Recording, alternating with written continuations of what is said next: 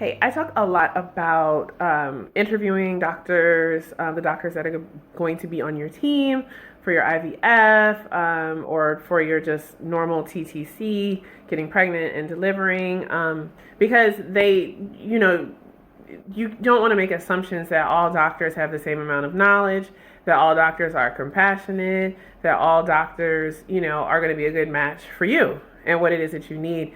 And similarly with doulas, I think there's this overarching idea that like all doulas are like spiritual and natural and granola-y, and that was not what I found. Like I interviewed probably like four different doulas.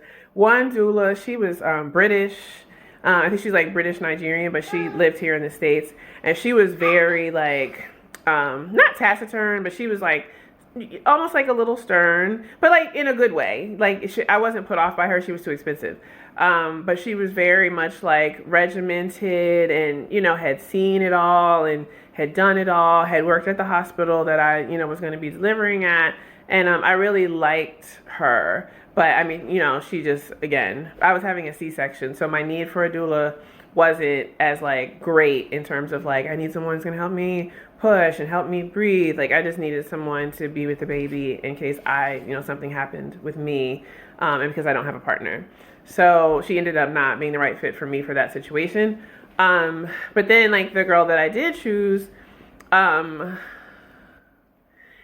she was great, like she did a lot of the stuff that I wanted her to, but her resilience in stressful situations was not the best. And then I found out later that she was autistic, and that definitely had a part to play in how she dealt like with figures of authority in certain situations. So I just want to leave you with like two questions that you want to ask. I have a whole list of questions in my book, which is Fooling My Fertility and Expecting at 50, how I had a baby in midlife and you can too.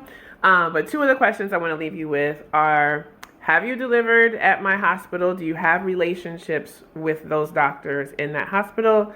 And the second one is, how do you deal with stressful situations? And they should have a quick and ready answer for both of those. The rest of the questions you can get in here. This book is available on Amazon, Fooling My Fertility.